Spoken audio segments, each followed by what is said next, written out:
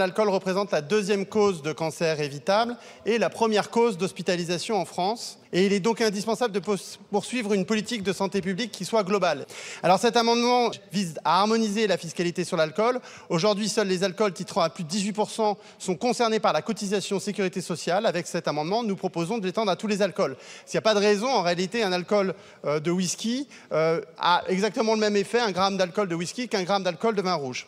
Je n'ai jamais dit que c'était un vin classique qui amenait l'alcoolisation aiguë chez les jeunes. J'ai dit qu'ils étaient plutôt sur de la consommation d'alcool fort ou de l'alcool en cubi, mais certainement pas sur la bouteille de Bordeaux qui accompagne un repas particulier. Alors, je voudrais répondre à M. Neuder.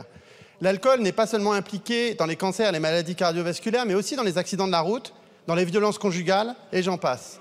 Et donc, ce n'est pas seulement un problème de jeunes, M. Neuder. On peut parfaitement faire une soirée bourgeoise, boire du Châteauneuf du Pape et tuer une famille sur la route en rentrant. Ça arrive, hélas. Contrôlons déjà la vente d'alcool à nos plus jeunes, qui sont des alcools forts, violents, et arrêtons de taper sur nos viticulteurs. La taxe que nous proposons, c'est seulement 7 centimes le verre à l'arrivée. 7 centimes le verre. Êtes-vous capable de me dire que pour 7 centimes le verre, on va tuer une filière? C'est pas vrai. La filière, elle est en difficulté pour d'autres raisons. Pour la compétition internationale, pour les accords de libre-échange que vous allez laisser faire. Et donc là, franchement, à mon avis, sur cet amendement-là, on peut tous et tous le voter pour la santé publique des gens.